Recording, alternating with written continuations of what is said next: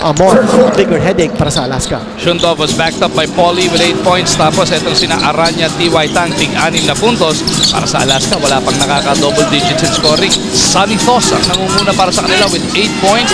Namigay ng assist ngayon papunta kay De La Cruz. He gets that offensive rebound and gets them another possession. Sama nung dalawang malaki, yung kanilang import na si Robert Dozier. He has to make himself available to get the pass, whether at the post-up or whether facing the basket. Baguio trying to get rid of Lee. Pull-up jumper, bitin. Shundov with a rebound. Hindi kalima yan para sa kanya.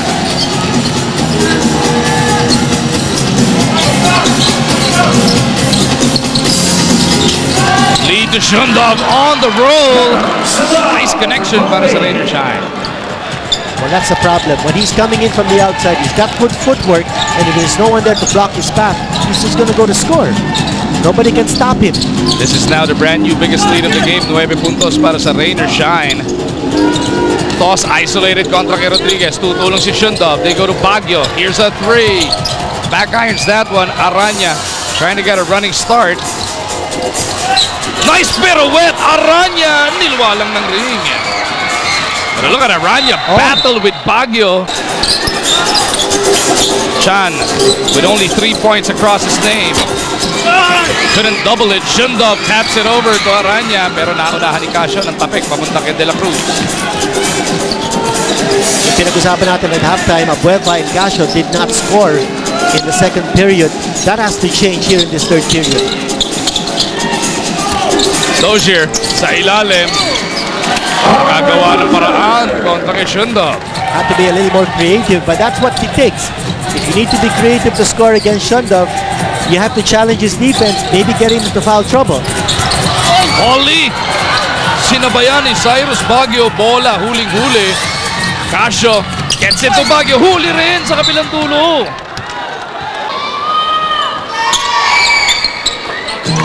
Make that 9. May kamay nga, he's got a nice stroke of the line. He did say that he's a 72% free throw shooter in his senior year at the University of Memphis. Chan against De La Cruz. Big pick from Bruno. Rodriguez to Bruno underneath. Bumol fake pa. What a move by Shundov. Well, once he gets the ball in the shaded area, it's good by 2 points. Paano mo mapipigil yun? You need to be able to take away his possession, his touch, play him denial. Aranya had to scamper for it. Si Aranya na rin ang magtatawid ng bola. Halos 3 minuto pa lang naman na lumilipas sa quarter number 3. Aranya will unleash one. Doesn't work. Dozier outboxes Shundov for the rebound. Casio sinalubong ni Aranya. They get it to Thos underneath by Seal kontra kay Rodriguez. Now you notice Shundov is more dangerous if he's starting his attack from the outside and putting the ball on the floor.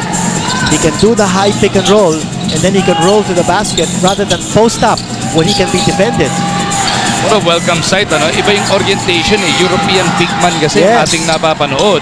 As Chan! Oh! Jackrabbit reverse for Jeff Chan! Lalim naman ng kanyang sausaw noon, pero pinawi rin kagad si Dozier sa kabilang dulo with that stick back. Mukhang nagtatrabaho na ngayon si Dozier. I think he must have been told that he's got to pick up his score. He's got 11 points now. Has to be a more active, more aggressive on the offensive glass, and exactly what he did that time to get the second chance points. Shundov at the post, dalawa kalaban, lalabas kay Aranya. Aranya on the run, teardrop doesn't work.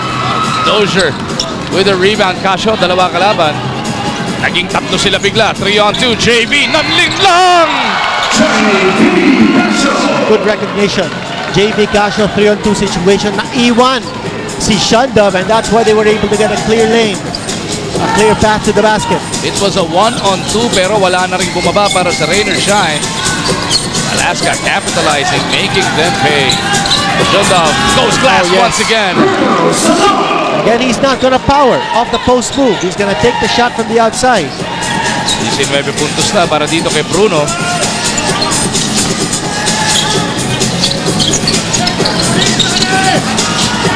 Casio, gagamitin yung malaking pick ni Dozier.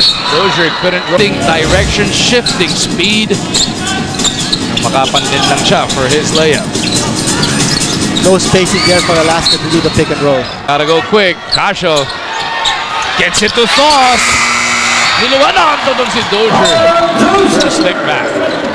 Energy guy on the floor. Kasi napapansin natin, nakaka-score ng madali ang Alaska pag hindi pa naka-forma sa depensa si Shundov. So they need to be able to step it up and play more transition. Sean taking it to the rack. Loses that leather. Excellent last line of defense coming from De La Cruz. By the way, yung Gatas Republic in attendance tonight. Paalala natin sa mga nanonood. Next game ng mga Alas, February 13 dito rin sa Big Dome kontra Meralco. February 17, Paraco naman dito rin. Tapos Ginebra sa February 23 sa Tubod, Lanao del Norte.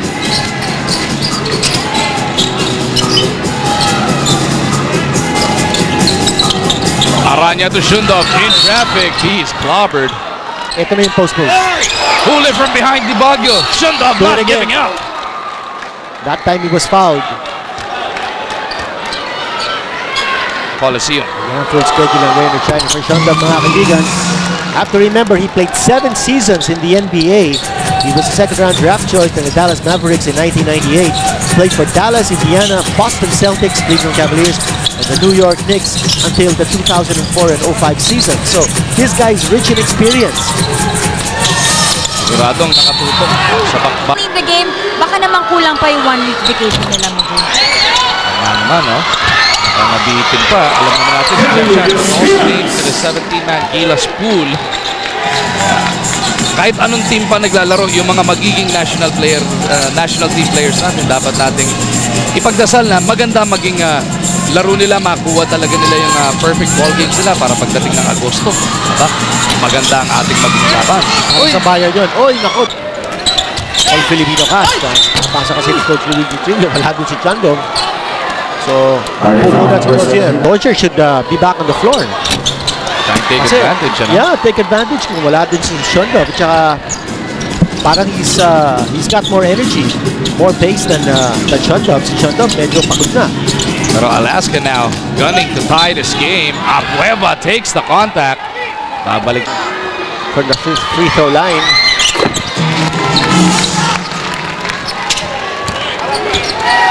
Gatas Republic in attendance here at the Big Dome. Loving the second free throw make. Babano sa isang, abante ng Rain or Shine.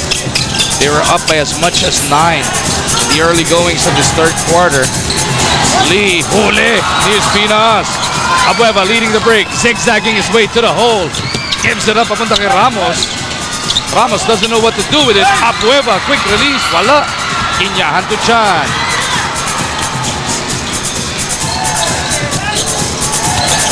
Chan contra Abueva, trying to use his speed. Jeff, great stopping power, gets the basket. 3-point play. Alam mo, isa pang baka nakaka-factor in para kay Jeff Chan. Bagong panganak yung misis nito eh. Siyempre, baliktad ang oras mo pagka may sanggol ka sa bahay eh, di ba? Congratulations, of course. Congratulations.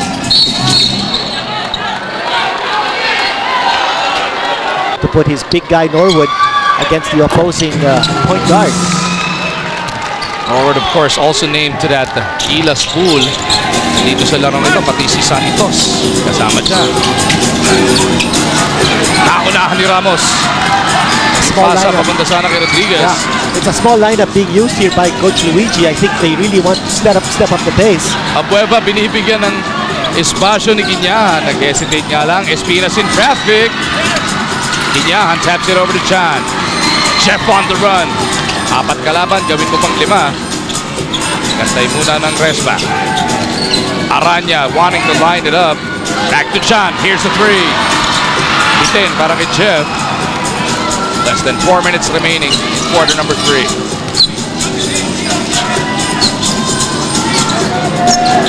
Looking to execute the triangle.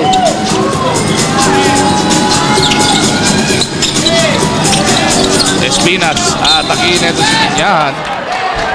Pero si Casio, aba, naiiwan si Kinyahan. Si Rodriguez ang pinalitan dito ni Shundov. as Espinas ties it up at 60.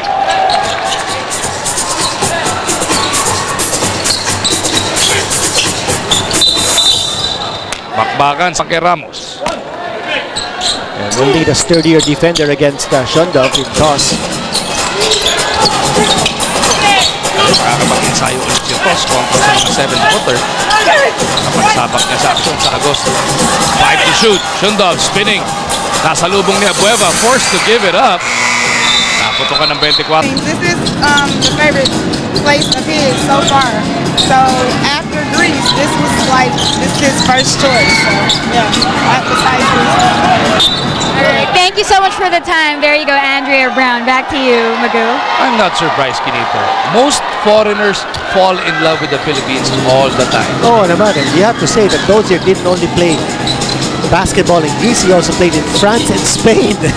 And those are top leagues that he played in, and also great tourist destinations. But for him to say that the Philippines is one of his best countries to visit, magandang balita yan. And that speaks well.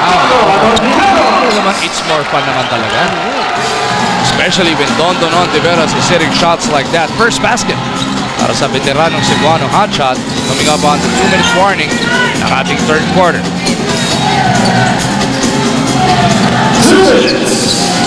Matias on the move, trying to tie it up once again. Lalim din ang dugo. Kontra kay Abueva. Lapse in defense that time by Alaska. Nakapasok dun si Matias.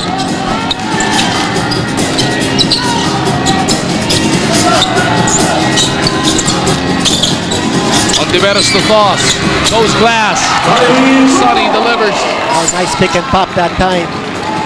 And you notice, in a situation like that, the idea was to get Shundov out of the defensive picture and give Sonny Toss a clear look at the basket.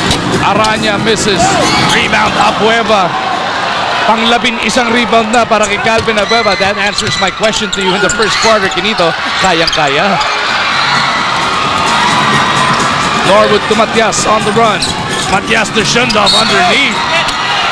Gets the basket and will earn it. Shundov now with a total of 24 points, Kinito. And take care of business at the free throw line. Scored 8 points in quarter number 1. 5 lang na idagdag. Quarter number 2, pero may 11 na siya dito. Sa Q3, halos 1 minuto pa natitira. Azul getting away from Norwood and Shundov. Mahirap ginawa to ni Yasul, eluding two big guys who tried to trap him. At lamang na naman dito ang Alaska, 66-65. Espinas caught reaching.